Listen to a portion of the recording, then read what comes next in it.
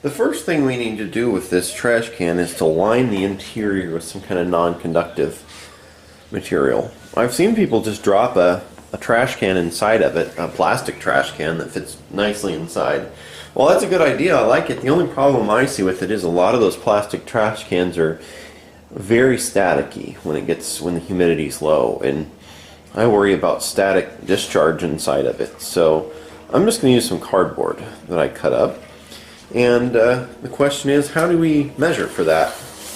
Well, first off, we need to know how deep we're going to get here. So we need to be, or tall. It looks like about 26 inches in this case. And our diameter, 20 inches. So 20 times pi would give us 62.8 roughly.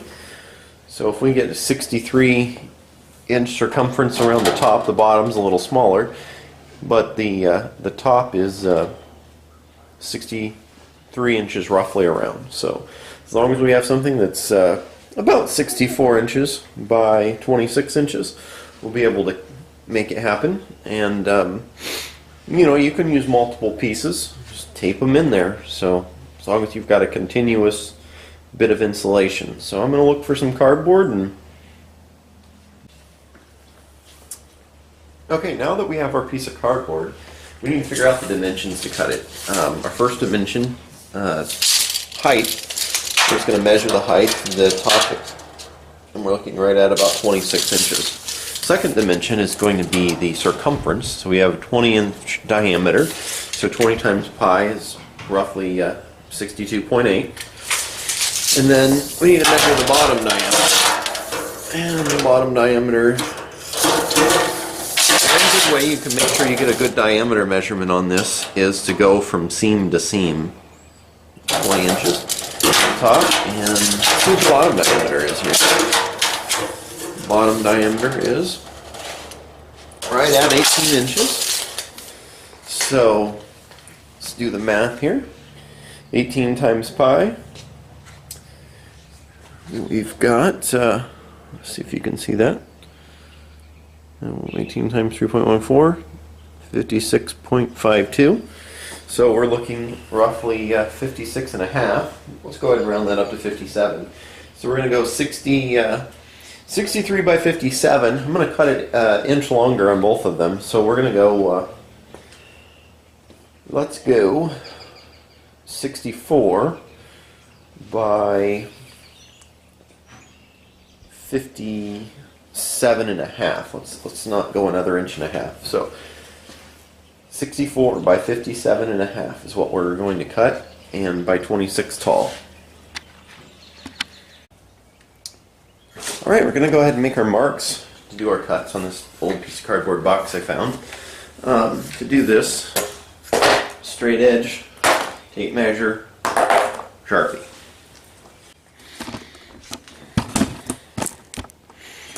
Okay, it's really rough to get this whole thing in the shot, so I'm going to try hard. I've got external outdoor lighting right now, and it's just tough in the garage. Alright, we're going to make our marks though. So first things first, I'm going to measure over from the bottom right corner here, over 57 inches, along the bottom edge, or 57 and a half, I'm sorry, to make a mark. Okay, and then I'm going to measure up roughly 26 inches here, or well, 26 inches. We're just going to get an idea where this is going to be in here. And measure in two places.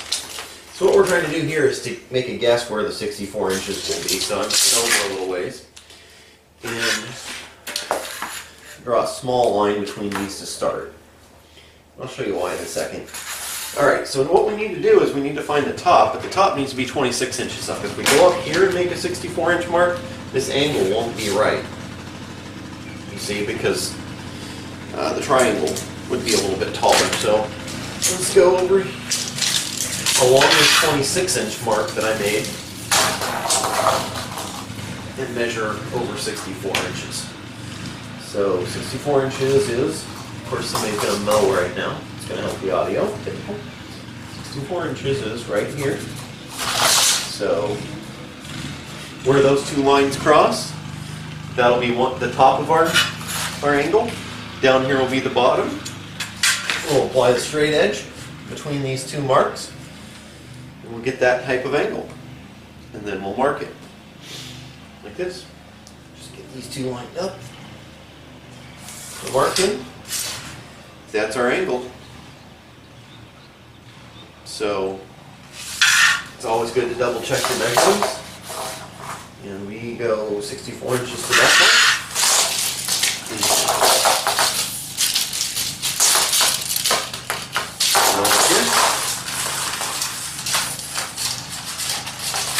Oh, come on.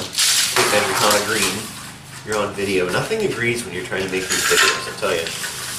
Come over here and double check. 57.5 inches. There's the edge, yep. Right at 57.5. So we're good there. Next thing is we need to make our 26-inch line across the top. So we'll come up down here, make a couple of 26-inch marks.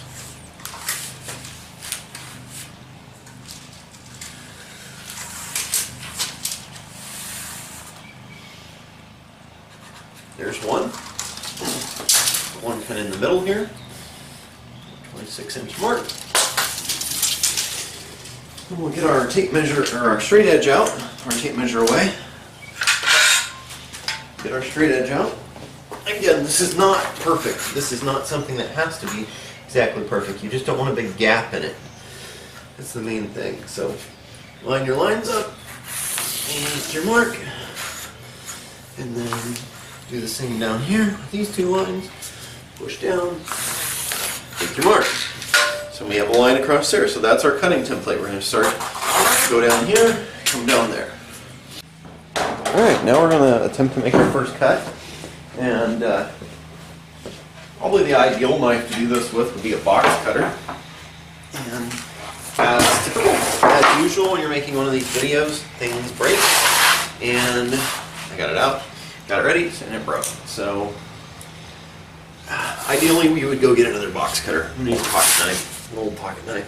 Put a piece of wood down here in order to make sure I don't kill the knife too bad. You just try to stay on the line. Make your cut. Alright. You cut number one there. And then we'll take the second cut.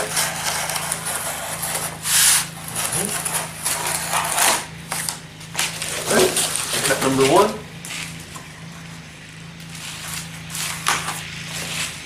Of course, stubbornness. That's what you run into when you're making these videos. So, cut number one's made. Now we need to make cut number two here. I'll raise it up in the box. Do we have enough space? Yes, we do. Alright, big long cut. Wash your fingers and stay on the line the best you can.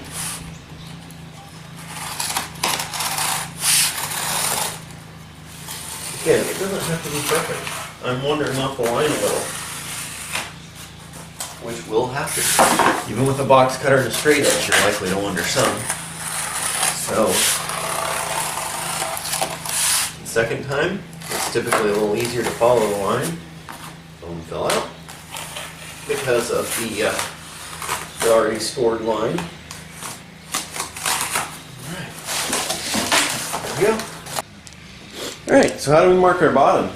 The easiest way I know how is to just mark it from the outside, because there's really not a lot of difference from the outside to the inside. You're going to want a bit of a tight fit anyway, so that extra little bit's not going to hurt. If you do calculate or measure that it's going to hurt, you can always tape two pencils together, trace the line, and make the line a bit smaller, but in this case, it's not going to make any difference. Alright, I'm going to cut this.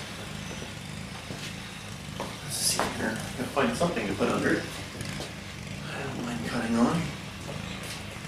Don't know if I have anything quite that big. This old piece of wood will work. Best to cut on something other than concrete. Even with a box cutter or something, you don't have to worry about falling because you can use the blade. It's still best. Alright. Go ahead and cut this. Again, I'm just going to manually follow the line because this is just not that important to be perfectly accurate.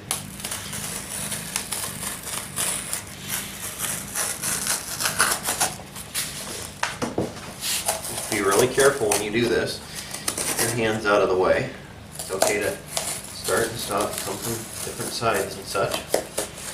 Just do your best, follow the line, and make it work for you. This is not something that is exactly critical. You know, we don't want any gaps in it, but we can also fill those gaps later if there are any.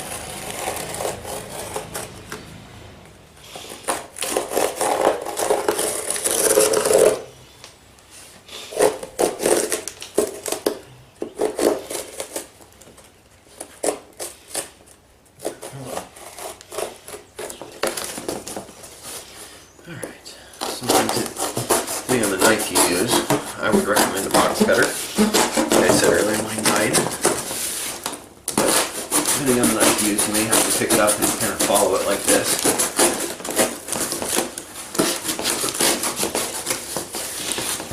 I guess they do call them box cutters for a reason. That's what they're made for. Phone just keeps falling out of my pocket no matter what I do. Anyway, just follow along here and cut.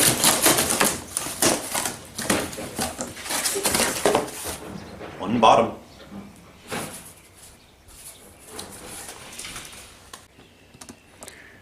Just don't have quite a tall enough tripod to get this entire bucket in the shot, so trash can in the shot. So some people will take and goop this all up on the bottom and stick things in there. I'm just going to put it in there.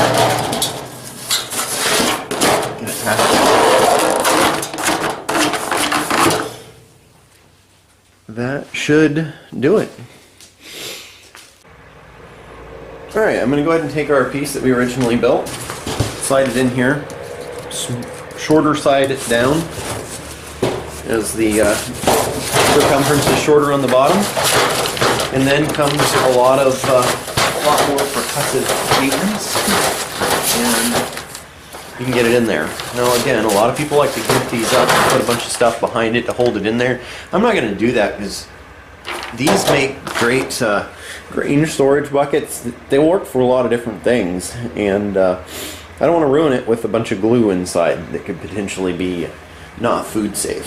So, I mean, if you're going to put your food in it, I would probably put it in Mylar bags anyway, but rodents can't chew through this. That's the big difference between that and something else. So, anyway, I want to keep it like it is with just some cardboard in there. So I'm going to go to work on it, see what I can do. Alright, I'm going to use some of this extra wide Gorilla Tape to hold it in place, and I'm just going to get to work on spreading it out. See what I can do. Push the bottom open as far as I can. Put a little strip of tape. I know it's hopeless to try to see me down there and see this shot. Not a shot that's going to be easy to get. I'm going to push the top open, as far open as I can. Put a piece of tape there and just kind of tack it in place. And that ought to be good enough. Alright, I had a little bit of an idea here. So we had taped those inside like this, and they won't stay. And they're probably not going to stay with the tape here. But if we put the tape on the back side, it'll be a tension joint. So let me give that a try and see where we get. Alright, I got the tape along the back side, and it's in a nice tension joint. So now, slide it down in there and see what we get. A much nicer fit now. This joint's holding it in tension, holding it nice. Got a really nice fit inside there. We're good and flush here. We don't have to be perfectly flush. And a good fit. Looks good.